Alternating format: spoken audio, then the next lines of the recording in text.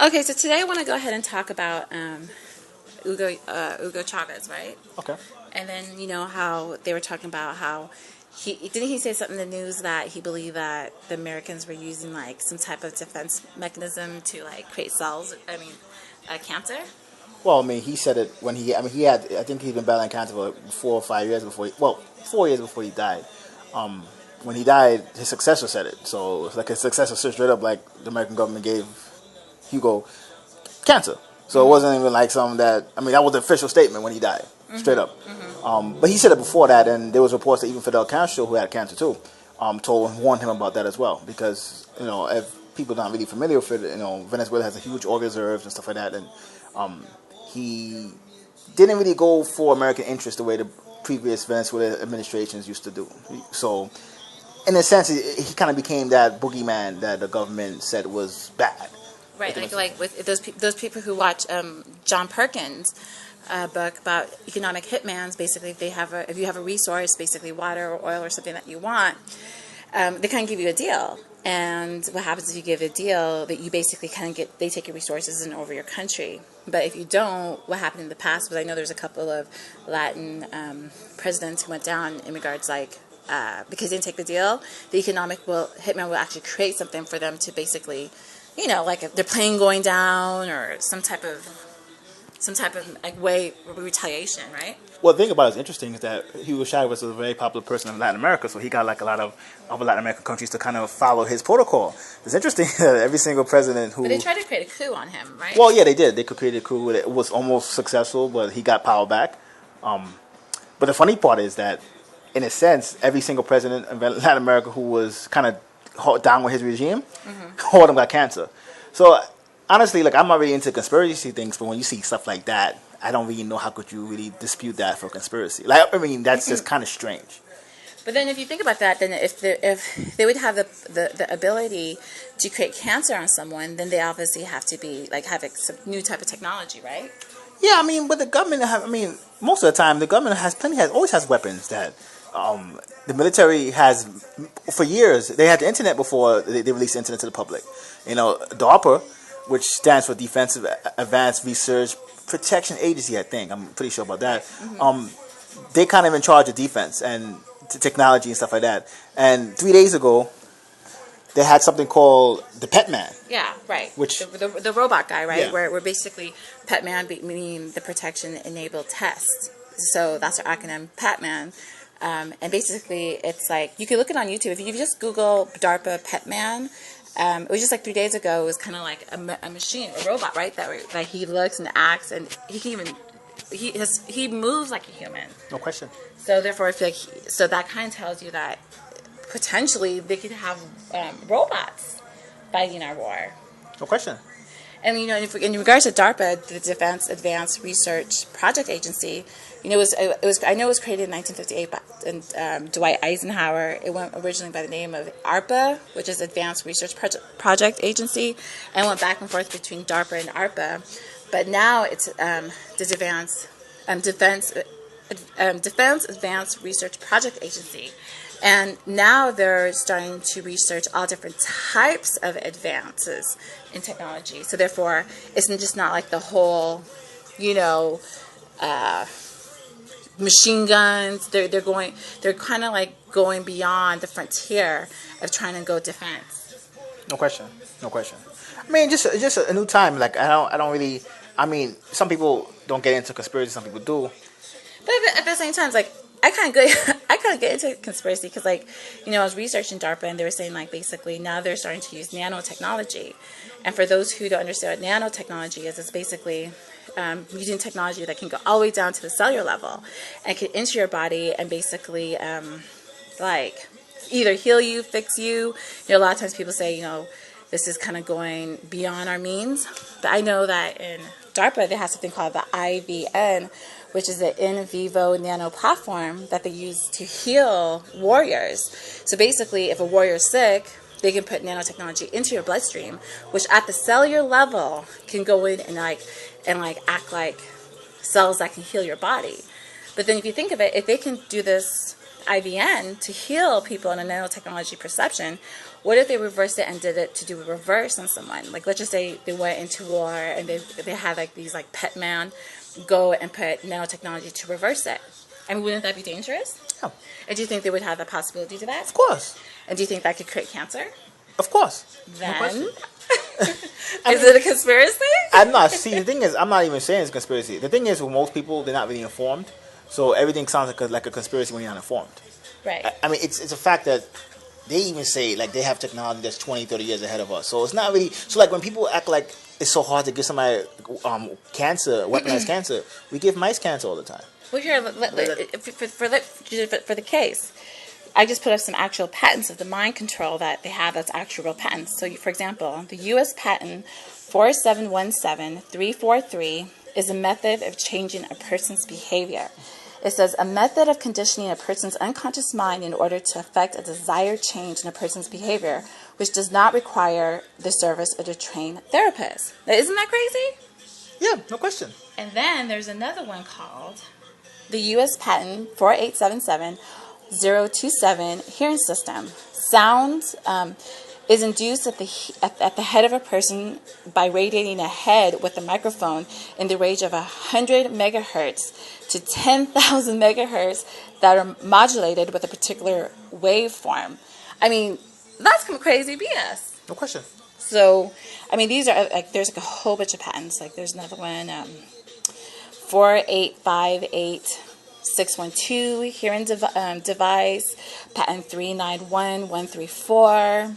I mean, it goes on and on and on and on. Like, you know, I'm like just looking at this. There's a lot of them, like 5539705 ultrasonic speech translator and communication system. Like, this is all associated with DARPA, which is going beyond our conventional way of thinking of, like, defense. No question. So, I mean, but when it comes to cells, is it possible for someone to do that? Like, in, like, what's your understanding of the cells? Cancer cells. I mean, cancer cells in general are, you know, there used to be people, there was research that said that cancer cells are immortal as long as they have material. Meaning, as long as they have live cells to infect, they stay alive indefinitely. Usually, your cell divides between 40 to 60 times, depending on your age and maybe health. Mm-hmm. They don't divide because they have mutations. So the cell itself gets a signal to stop, and to die. And like when it starts dividing over a certain period of time, it gets a signal to stop, and it stops dividing. Right. And usually, it starts when it might divide 60 times in your peak, and as you get older, it might go to 40 or 35 times. Obviously, if it doesn't divide as much, you don't produce as much new cells, and that's where you get old. Cancer cells don't do that because they're mutation. So when you say mutation, like, what do they do? I mean, basically, they keep dividing. So as long as you have fresh material. Material such as? Fresh cells. Like, so when somebody cells. gets overrun with cancer, eventually that's why they die, because there's no more fresh cells to infect. It's like a virus. Oh, so basically it keeps eating.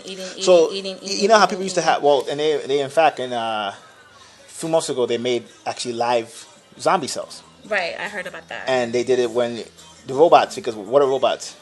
When people get into this robot stuff, or the futurists will talk about cyborgs, a lot of times... Or pet man. Yeah. A lot of times, when you do a carbon-based life forms. The reason why you have carbon-based life forms is because, in a sense, life really kind of... It has, like, basically 4 different reactions. Like, it reacts 4 times. Like, you eat something, and it causes a reaction that your brain processes, then your stomach processes. So when you make it a robot, if you're making, like, let's say a cyborg or something that looks human... Like half human, half robot. It has to kind of... The material, obviously, it's not going to be carbon. The only other material that can kind of do that, I think maybe 3 times now instead of 4, is silica. So when they did the zombie cells, they had silica in it. So they inject it, and then look at the zombie, like, cells that are dead, bring it back to life, and then they actually had living cells. Put it back to life with silica as opposed to carbon. Yeah. Okay. And then they then look at how that could divide against a living cell. And that started to outperform the living cells. The silica. Yeah, well, the zombie cells. The zombie cells. But then wouldn't that be dangerous, because then doesn't it kind of seem like the reverse engineering of a cancer cell? Yeah, basically. Because they both will be immortal. Okay, well, this is like what's it called? I mean, sometimes... Walkers? Like, what's the movie called? Walking Dead. I mean, Walking Dead, come on. Like, even, I think, in the Will Smith movie, I Am Legend, they actually said they actually came up with a cancer cure and it ends up being zombies. Like they start producing this like this Oh my type god, of. like we're living in the freaking Yeah, well, I zombie mean, movies. the thing about Venus and arts is that the sci-fi writers always kind of tap into, like they always kind Right, of right. that's just how energy works. They type in a sense they're ahead of their time, Right. and in a sense it's like they kind of. I mean, come on now. They even have like, have, if you watch Mind Control, they even have talk with research where they can actually tell you in your mind, like, ooh, buy this, buy this. And once you start getting marketing and like you're trying to put voices in my mind at the grocery store, that's pretty disturbing. Yeah, I mean, I guess because I expect all this, it's not shocking, but I understand how average person is shocking that all this stuff is possible, and like how you could come in and you read patents for people. I think people think it's some conspiracy stuff that no, like you go up, look online, and you can read the patents themselves that they actually creating as weapons. Right. And it's not even for scaring you; it's just to try to keep you more informed. Yeah, because no one's talking about this. because I think at the end of the day, people have to get more aggressive in terms of how informed they are. Because if you're studying this, for instance, you would have to keep up with science. You would have to keep up with military updates, developments. So you just can't keep track of one area anymore. You have to keep track of 4 or 5 different areas. You can still have to keep track of politics as well. Because there's some people who say they want to create robots because they know that in civil unrest, if you have soldiers, the soldiers they may feel bad fighting their fellow Americans. So with a robot, that may not be the case. That's why you see drones now. Part of that is that you just have somebody flying it by remote. And eventually, the drones themselves are going to be not needing anybody to fly them anymore. And that's what they're starting doing. For example, patent 6051594, methods and formulations for modulating the human sexual response. Crazy. And then again, like on March 15th of 2013, Barack Obama basically announced BRAIN, which is brain, saying the brain research through advanced innovative neurotechnologies. So now they're going into human consciousness, human brain. And the White House said, and I quote, a bold new research effort to revolutionize our understanding of the human mind, end quote. So, I mean, is this something that people should be concerned about, or maybe just be like, was for our protection? I don't think. I think you should always be. I think you should be more. I think the best thing is be aware. I think that the fact that they're not aware of it, that's when it becomes concerning. So I think they have to be more aware of this type of capabilities. And like we said, you got to pay attention to science. You got to pay attention to military development. No one's really into that. Well, then that's why we're in the situation that we're in. So I can't make that as an excuse. So what's your verdict? Do you think that it's a conspiracy, Hugo Chavez? Yeah, hell yeah, it's a conspiracy. I mean, the fact that, honestly, and it's kind of getting into politics, the fact that you could look at American media and they that blatant in terms of just supporting like how bad a dictator he was when he I think he got elected 3 times or some shit. That doesn't even make any sense. You understand? The way they portray him, you think is actually a dictator, but he actually got elected 3 times, and they actually even say Venezuela actually has one of the best voting systems. Right. So even his opponents said, "Nah, it's cool." Like they can't even say it's fraud. So the fact that they twist that type of stuff shows you that it's all about business. And at the end of the day, if you're bad for business, potentially you could go. It's all about politics and keeping the powers at play. No question. No one really wants a revolution. No question. Revolution of the mind, consciousness, or the current structure. No question. So, I mean, whether you believe it or not, I just think that people need to start doing more research. I mean, you gave people patents straight up. You can research. Or just look up DARPA, DARPA, Defense Advanced Research Project Agency. And just look for the new technologies that they're doing and just research it. Exactly.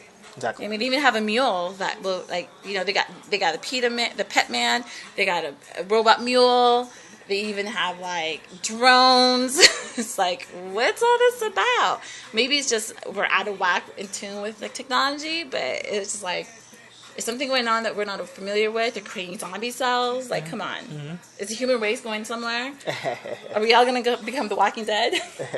We can only have robots? Well... real quick, the zombie cells. Do you think there's a threat with that? Potentially, yeah, eventually. Because you could kind of see how it is. Because viruses mutate all the time. That's true. So, nanotechnology, that's something I'm just not prepared for. If you think about it in theory, if it needs fresh stuff to spread, to keep spreading, what do they say zombie cells do? They spread. And then it won't stop until it's extinct. And then they won't die. As above, so below. Yeah, so, I mean, is it possible? Yeah. I mean, it's possible. I can't say it's not. The cell could be a microcosm of the way our consciousness is right now. the cancer. But cells are definitely the way. But if you look at them, analyze, okay, well, their representation of something happening on an external level, internal, external. So it's definitely something to think about. Yep. So until next time, peace.